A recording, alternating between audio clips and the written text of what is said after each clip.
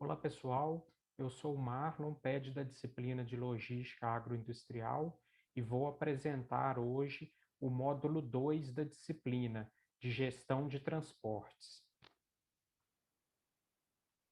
Aqui tem a apresentação de todos os módulos que a gente vai ver ao longo do curso. Esse aqui é o segundo módulo. E para começar a falar, trazendo aqui algumas reflexões, a tecnologia da informação, ela encurtou distâncias. Hoje em dia é muito fácil você realizar uma compra pelo smartphone ou ter a informação logística, comercial, de preços, cotações de qualquer lugar do mundo. A gente tem em tempo real pelo celular as cotações na bolsa de Xangai, mas ao mesmo tempo os bens ainda precisam ser distribuídos. Parece muito fácil quando a gente com um clique só faz uma compra pelo celular e no dia seguinte ou até mesmo no mesmo dia essa compra já foi entregue na nossa casa. Mas por trás disso tem um sistema de planejamento e gestão logística muito bem montado.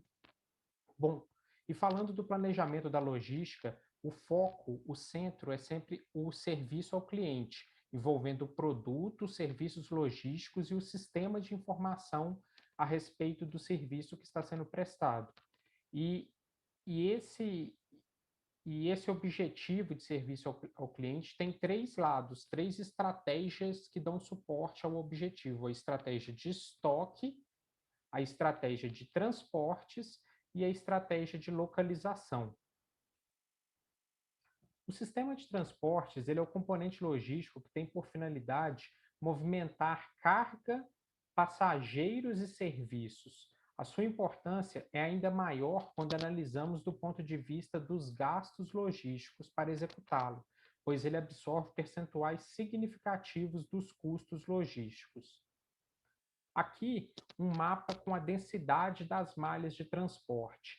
Esse mapa ele não é tão atual, algumas coisas já mudaram de lá para cá, porém ele mostra aqui a baixa densidade de malhas de transporte em todo o Brasil. Quando a gente compara com Estados Unidos e principalmente Europa, algumas regiões da Ásia, a gente observa, e mesmo com vizinhos próximos, como a Argentina e Uruguai, a gente observa que em apenas algumas poucas regiões do Brasil a gente tem uma densidade maior de malha de transporte. Esse cenário ele já mudou um pouco atualmente, mas a gente ainda continua com uma baixa densidade de malha de transporte.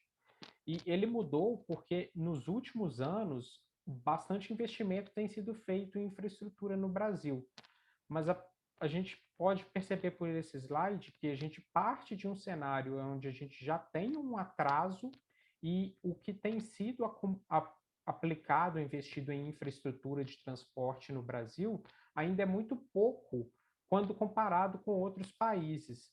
E isso é, era pouco em 2015 e diminuiu ainda mais em 2017. E ao observarmos nações desenvolvidas e as nações em desenvolvimento, a gente verifica a grande influência que o sistema de transporte de cada país exerce, com a possibilidade de aumento da competição no mercado e a redução dos preços das mercadorias, garantindo aí a economia de escala de produção. Aqui, alguns países selecionados para a gente trazer países que têm grande extensão territorial, assim como o Brasil, para a gente trazer um comparativo da matriz de transporte nesses países. A, a matriz de transporte do Brasil é de 22%, isso em 2008, de 22% de ferrovias, 63% rodovias e 12% de rios e hidrovias, né, do transporte aquaviário. Quando a gente compara com todos os outros países com grande extensão territorial, assim como o Brasil, a gente percebe que está bem abaixo desses outros países, né? E, continuando no mesmo raciocínio, a gente pode observar a densidade ferroviária no mundo, como é baixa a densidade ferroviária no Brasil. E ela é baixa comparada até com vizinhos próximos aqui, como a Argentina, e perde muito quando se compara com Índia, China, Japão, toda a Europa, Estados Unidos. E a gente percebe que do pouco que existe da malha ferroviária no Brasil, ela está concentrada em regiões do Sul e Sudeste. E aqui a gente tem alguns outros problemas em relação a essas vias já existentes, e aonde se concentra a produção agrícola brasileira hoje, que é no Centro-Oeste e na região do Mapitobá, né? A gente observa uma baixa densidade de vias. Bom, e retomando aquele slide dos percentuais de, de cada um dos modais no Brasil, a gente tem que 63% do transporte de cargas no Brasil é feito pelo modal rodoviário. Isso a gente pode reparar que o custo de implementação do modal rodoviário ele é muito inferior ao do modal rodoviário, o custo é muito inferior ao modal ferroviário. Porém, a gente tem que pensar que a infraestrutura de transporte deve ser vista como desenvolvimento, como investimento capaz de promover o desenvolvimento econômico de um país. Então, nem sempre esse custo de implantação ele deve ser avaliado tendo em vista somente o custo de implantação, mas tem que ser colocado os ganhos que esse investimento pode trazer para o país. Então, a gente não pode ver como um dispêndio. E aqui, os investimentos do Ministério do Transporte ao longo dos anos, desde 95 até 2018, e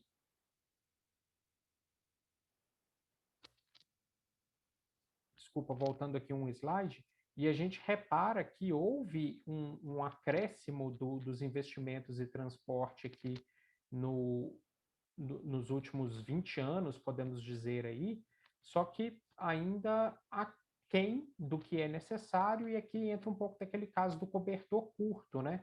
Que a gente vê que apesar daquele desequilíbrio do Brasil de estar transportando mais pelo modal rodoviário, os investimentos também eles continuaram sendo feitos em sua maioria no modal rodoviário.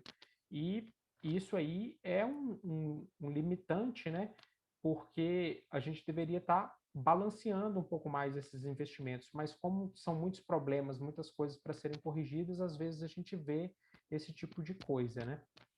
E a gente pode dividir o sistema de transportes em subsistemas, tratando aí do subsistema terrestre, daqueles transportes que são feitos via terrestre, né, onde a gente tem o modal rodoviário, modal ferroviário e o dutoviário. Aí a gente tem o subsistema aquaviário, onde a gente vai ter o modal marítimo, de longo curso, e também a cabotagem. A cabotagem ela é o transporte marítimo que acontece no litoral do próprio país. Você está transportando do Brasil para o próprio Brasil. Se a gente parte cargas de arroz saindo do sul do Brasil para abastecer o Nordeste. Se ela for feita pelo modal marítimo, é um transporte de cabotagem. Aí a gente tem também aí o modal hidroviário, que é o modal aquaviário pelos rios, né? O modal fluvial, ele, ele é feito através dos rios interiores, e o modal lacustre, onde o transporte é feito pelos lagos, né? No Brasil, a gente não tem aí grandes lagos como em outros países, mas ainda assim a gente tem alguns importantes lagos que são muito utilizados aí para o transporte de cargas e de passageiros. A gente tem também o subsistema aéreo, né? O subsistema aéreo, que a gente não pode esquecer, transporta tanto carga quanto passageiro, e tem aí diversos tipos de transporte aéreo. A gente tem aviões, helicópteros, balões e dirigíveis, e aí até mais recentemente a gente vê aí a questão da entrega de mercadoria por drones. É uma coisa que ainda não está tão em prática, mas já existem vários experimentos nesse sentido, né? Então a gente está lembrando aí também dos veículos aéreos não tripulados. E falando então agora da composição dos custos do sistema de transporte, no sistema de transporte a gente vai ter custos fixos, que são aqueles que não se alteram no curto prazo e que, independente da quantidade de mercadorias movimentadas, aqueles custos vão sempre existir. São custos com equipamentos, custos administrativos, instalação de terminais, etc. E os custos variáveis, que esses custos variáveis eles vão mudar de forma previsível em relação ao nível da atividade. Quanto maior o volume transportado, maior o custo variável. Esse custo variável ele está ligado aí a combustível, manutenção, mão de obra, etc. E aqui a gente trazendo, então, um exemplo de custo rodoviário, dividindo aqui como um balanço de uma determinada empresa, né? Em custos fixos, que a gente acabou de mencionar no slide anterior, e custos variáveis. E aí a gente pode ver aqui alguns exemplos de custo fixo, o salário dos motoristas, o IPVA dos veículos, e nos custos variáveis, o óleo diesel, né, dos caminhões, óleo de motor, pneu, câmera, etc. Bom, e aí a gente trazendo aqui um exemplo de custos e frete, que é bem importante a gente diferenciar o custo ele depende do ponto de vista. A gente é custo para quem? Quando a gente está olhando do lado do transportador, o custo é o que a gente apresentou no slide anterior. E o frete é o preço que ele cobra pelo serviço prestado. A diferença aí entre custo e frete vai ser a margem do transporte, né? E aí, se a gente pensar, quando você está olhando pelo lado de quem está contratando o serviço de transporte, se você olhar pelo lado de uma trading, o custo de transporte dela é o preço de frete que ela pagou para uma determinada transportadora ou motorista autônomo, né? Mas aí a gente tem um gráfico aqui comparando o custo e o frete na rota Sorriso Santos para o ano de 2012. É de um trabalho aqui da professora Andréia, e a gente repara aqui a diferença de margem na safra e entre safra. E não só a diferença de margem, como também a diferença de custos, né? Que o preço ele varia ao longo da safra e da entre safra. E aí tem várias coisas que influenciam nesses custos, como cargas de retorno e etc., que podem estar impactando aí os custos também. E, e a gente tem aqui na safra os fretes praticados são superiores ao custo rodoviário. Em grande parte, essa sobrevalorização do frete pode ser explicada pelo aumento da procura de transporte. E na entre-safra, os preços têm aí uma elevação como reflexo aí da elevação do custo fixo e do desaquecimento do mercado. Bom, a gente estava até então falando de custos, a gente trouxe ali um comparativo entre custo e frete, e aqui agora a gente tem, para a gente entender assim, quais são os direcionadores da determinação de um preço de um frete, a gente tem aqui a composição dos fretes praticados pelas transportadoras. Então, o que é que define o valor de um frete? É a distância, em primeiro lugar, é a variável de maior peso, pois é fator que contribui diretamente nas despesas variáveis, principalmente o combustível. Então, em primeiro lugar, a distância. Aí depois a gente tem aqui volume, que quanto maior o volume, menor vão ser os custos fixos. Então, quando uma determinada rota que tem grande volume sendo transportada, ela vai ter um frete praticado menor, porque tem uma redução desses custos administrativos para as empresas que atuam ali. E a densidade, que é a combinação do peso e volume. Os veículos são mais restritos pela capacidade cúbica do que pelo peso.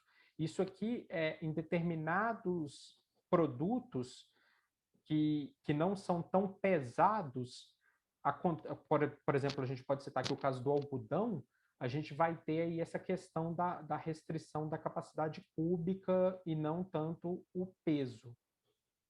Bom, e aí outros fatores que afetam aí a composição dos fretes.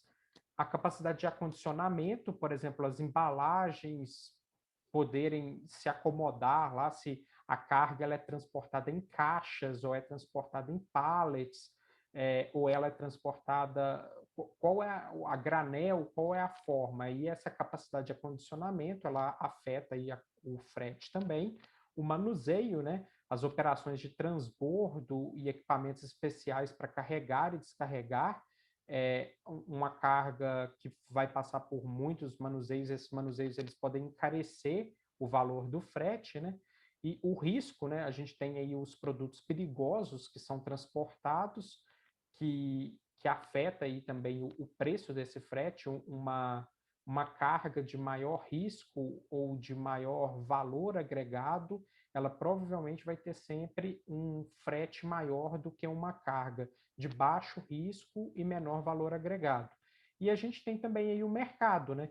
Que tem algumas coisas que eu já até mencionei nos slides anteriores, das rotas de transporte, rotas mais frequentes, elas tendem a ter frete mais barato, as cargas de retorno, elas influenciam, e a sazonalidade também de determinados produtos, porque a gente focando aqui principalmente na logística agroindustrial, a gente sabe que a grande maioria dos produtos eles têm safra e entre safra, então essa sazonalidade ela vai afetar também os fretes. E a característica dos serviços de transporte, aí a gente pensando nos vários modais de transporte que a gente já tratou nos slides anterior,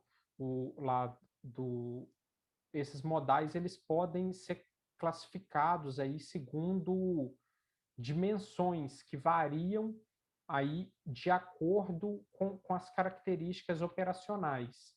Velocidade, consistência e confiabilidade, capacitação e capacidade, disponibilidade e frequência. A velocidade, ela refere-se ao tempo de percurso entre origem e destino de um transporte. Também é conhecido como transit time.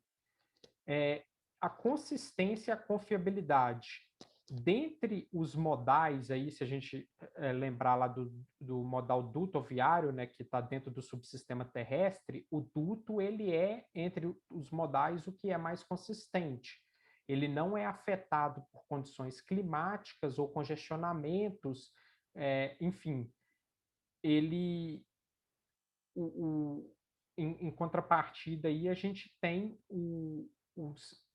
o sistema aéreo, né, que depende de clima e outras condições aí para poder decolar ou não, ele não tem essa questão de consistência e confiabilidade como tem o duto. Se o tempo não estiver bom, o avião não decola.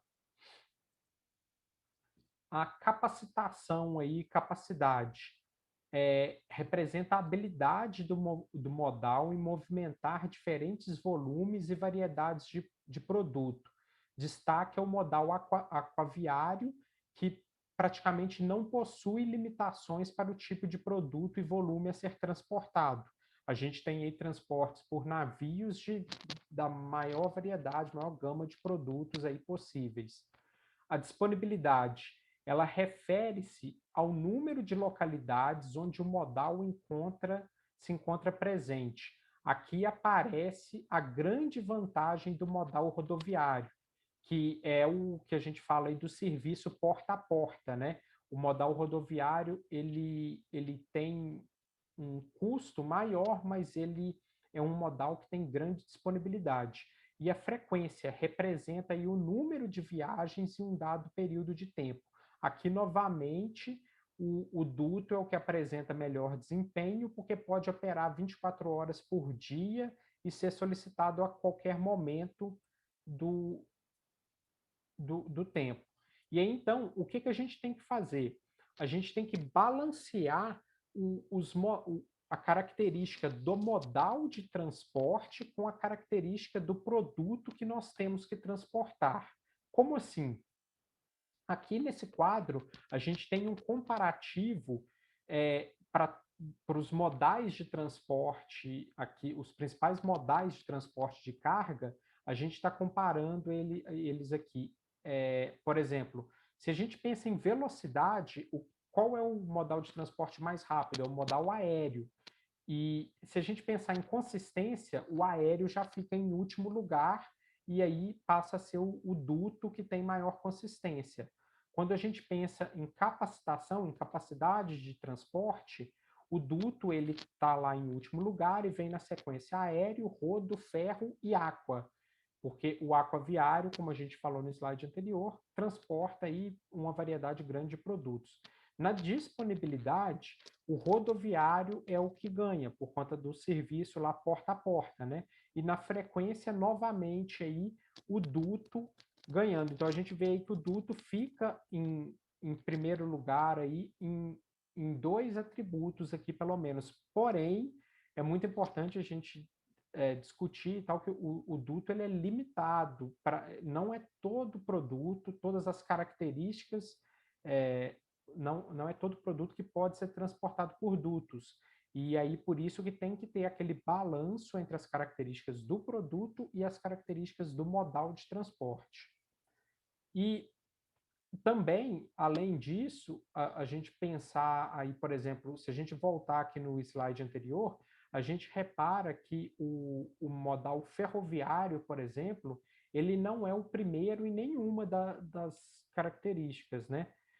Porém, se a gente incorporar a eficiência e ver aí a distância percorrida por uma tonelada de carga com 1 litro de combustível, a gente tem aí, em primeiro lugar, o que é mais eficiente de todos, a hidrovia, que percorre 217 quilômetros, mas aí vem logo em seguida a ferrovia, que é um modal de transporte muito eficiente, sendo um modal de transporte terrestre muito eficiente.